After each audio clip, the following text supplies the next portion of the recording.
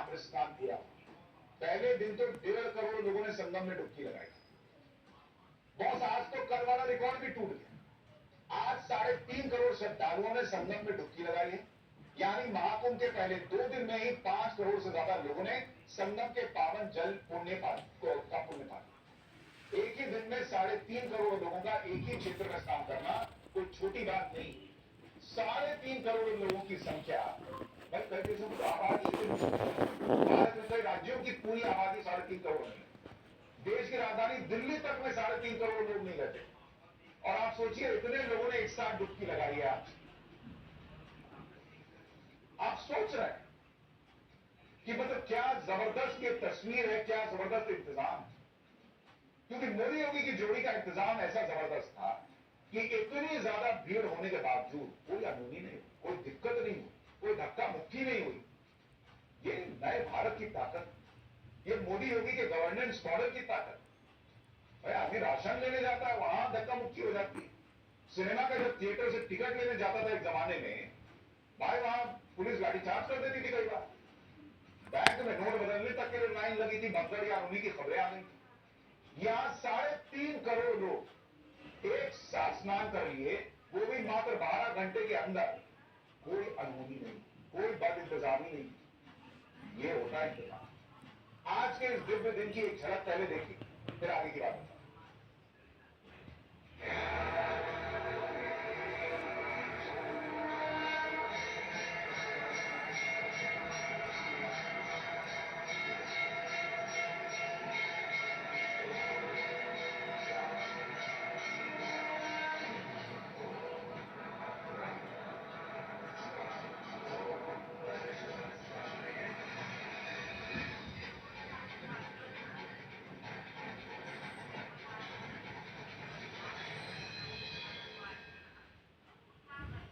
अमृत स्नान पर आज जितने भी साधु संतों ने आस्था की डुबकी लगाई, उनके लिए महाकुंभ में उनके जीवन का पहला और आखिरी अमृत स्नान, क्योंकि इसके बाद 144 साल बाद ही महाकुंभ का मौका है। सबसे पहले आपको महाकुंभ में अमृत स्नान की सबसे बेहतरीन तस्वीरें दिखाता, ताकि आपको भी घर बैठे पाठशाला देखकर लगे कि बॉस मैं भी वहीं कुंभ में।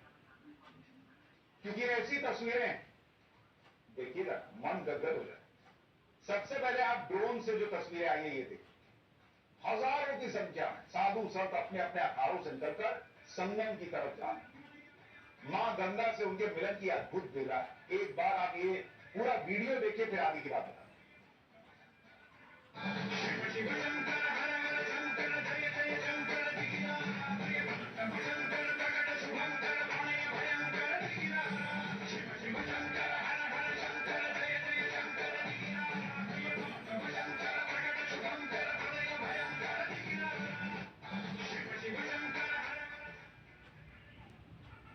एक और वीडियो देखिए, जब नागा साधुओं का सैलाब संगम की तरफ आता, तो कैसे श्रद्धालु उनके लिए रास्ता बनाने लगे।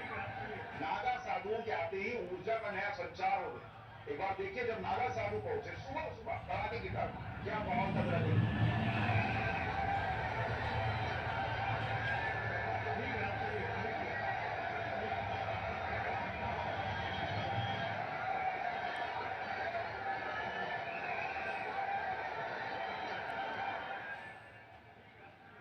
अब तस्वीर नंबर 3 देखिए। संगम के तट पर पहुंचने के पास नागा साधुओं का जबरदस्त उत्साह देखने को मिला। जब वो तट पर पहुंचे वो संगम तट की तरफ दौड़ने लगे। ये उनकी तस्वीरें देखिए।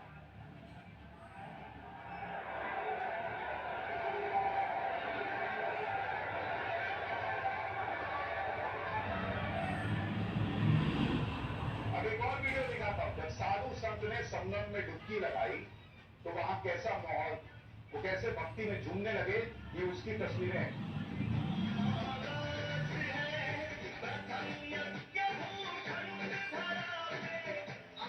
संगम तट में अमृत स्नान करते ही साधु संत ऐसे अभिभूत हो गए जैसे उन्होंने मोक्ष की प्राप्ति कर। उनके चेहरे के हाव भाव बता रहे थे कि इस क्षण के लिए, इस पल के लिए वो कब से इंतजार में। क्योंकि सबको पता है भाई 144 साल पहले हुआ, 144 साल बाद होगा। जो लोग ये पल जी रहे हैं ना, जो लोग ये अमृत स्नान कर रहे हैं, उनको ये मौका मतलब अपने जीवन में मिल गया, यही बहुत बड़ी बात। क्योंकि आप सोचिए कितनी पीढ़ियों को अब ये मौका नहीं मिलना। 144 साल बाद ऐसा हो। इसलिए आपको एक एक तस्वीर पाठशाला में दिखा रहा हूं कि अगर आप स्नान नहीं भी कर पाए अमृत स्नान, तो लगना चाहिए कि बॉस मैं भी इसमें शामिल हूं। एक और वीडियो देखिए जिसमें ड्रोन शॉट्स में महाकुंभ की भव्यता दिख रही, भक्ति का सैलाब दिख रहा। इतनी भीड़ है कि संगम के तट भर गए भाई। आज जब अमृत स्नान की शुरुआत हुई तो सबसे पहले महानिर्वाणी अखाड़ा के साधु संतों ने अमृत स्नान। सुबह सुबह भयंकर ठंड में वहां कैसा माहौल था उसकी तस्वीरें देखी। घोड़े और रथ पर सवार होकर अखाड़े के साधु संत संगम की तरफ जा रहे हैं। उसकी तस्वीरें देखी। महाकुंभ का कैसा माहौल रहा, कैसे लोगों की भीड़ उमड़ रही है, उसका एक और ड्रोन शॉट। जहां तक नजर जाएगी आपकी, वहां तक आपको भीड़ ही भीड़ दिखाई देगी। और ये देखिए रात उसे है, सुबह सुबह सूर्योदय पे इनको स्नान करना था। ठंड क्या होता है, सब पहुंच गए भाई। एक और वीडियो देखिए, पहले अमृत स्नान के लिए 13 अखाड़ों के साधु संत जा रहे हैं और साधु संतों का ये जत्था निकल रहा है। उसमें सिर्फ आपको भगवान रंग ही दिखाई देते हैं। पूरा महाकुंभ इसी रंग में रंगा हुआ है। महाकुंभ में आने वाले साधु संतों और श्रद्धालुओं के लिए जमीन पर भी जबरदस्त इंतजाम है। आसमान से भी योगी सरकार उन पर पुष्प वर्षा करवाई। हेलीकॉप्टर से ली गई इन अद्भुत तस्वीरों को देखिए, जिसमें दिख रहा है कि साधु संत आम लोग जो स्नान के लिए पहुंचे उन पर हेलीकॉप्टर से पुष्प वर्षा हुई। अब जो सनातनी है उसका तो मन गदगद हो गया, जो नहीं है उसको आज बदनाम लगेगा। महाकुंभ की भव्य तस्वीरें आप देख रहे हैं। अब बात नागा साधुओं की, जिनका महाकुंभ में अपना जलवा हो, जो आज पहले अमृत स्नान के दौरान दिखा। त्रिवेणी तट पर हर नागा साधुओं के प्रदर्शन जो था उनका एकदम अद्भुत।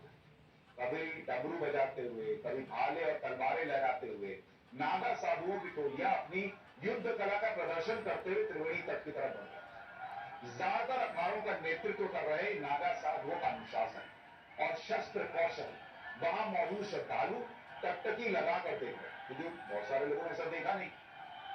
अमृत स्नान के लिए निकली अखाड़ों की शोभा यात्राओं में नागा साधु आकर्षण का केंद्र बना। अपनी अलग वेशभूषा, आभूषण, जटाओं में फूल, गले में मालाएं, त्रिशूल को हवा में लहराते हुए नागा साधुओं ने महाकुंभ की भव्यता को एक अलग लेवल पर पहुंचा। अमृत स्नान के दौरान भी नागा साधुओं का अंदाज निराला।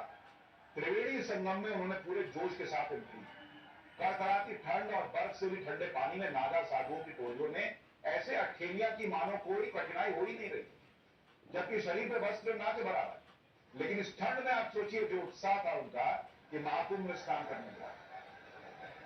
महाकुंभ का मेन अट्रैक्शन अमृत स्नान है। वैसे ही अमृत स्नान का मेन अट्रैक्शन होते हैं नागा साधु, जिन्हें सबसे पहले स्नान का हक दिया जाता है, मौका मिलता है, और उसके बाद ही बाकी साधु संत डुबकी लगाते हैं। अब एक सवाल लोगों के मन में होगा कि नागा साधु ने ऐसा कौन सा काम किया है तो नहीं सबसे पहले अमृत स्नान का लाइसेंस मिलता है, मौका मिलता है। तो भाई नागा साधु इस मौके को डिजर्व करते, क्योंकि नागा साधु ही नहीं होते बल्कि सनातन के कमांडो होते, जिन्होंने वक्त वक्त पर सनातन धर्म की रक्षा के लिए दुश्मन के प्राण भी लिए और अपने प्राण न्योछावर भी किए। जब हिंदुस्तान पर बाहरी आक्रमणकारियों और मुस्लिम आक्रांताओं ने सनातन धर्म पर हमले किए तो आदि शंकराचार्य ने सनातन धर्म की रक्षा के लिए साधुओं की टोली बनाई, जिन्हें नागा कहा। नागाओं का पराक्रम इतिहास के पन्नों में पहली बार 1757 में गोकुल के युद्ध के तौर पर दर्ज, जिसमें 4000 नागाओं ने मुस्लिम आक्रमणकारी अहमद शाह अब्दाली के 30,000 सैनिकों से टक्कर ली। इस युद्ध में 2000 नागा साधु शहीद हो गए, लेकिन इस युद्ध में दुश्मन की सेना को 4 कदम भी आगे बढ़ने नहीं दिया। इसी वजह से नागा साधुओं को धर्म का रक्षक भी कहा जाता है। इसलिए जब महाकुंभ की शुरुआत हुई तो संतों ने आगे आकर धर्म के रक्षक यानी नागा साधुओं को पहले स्नान करने के लिए आमंत्रित किया, और तब से यह परंपरा चली आ रही।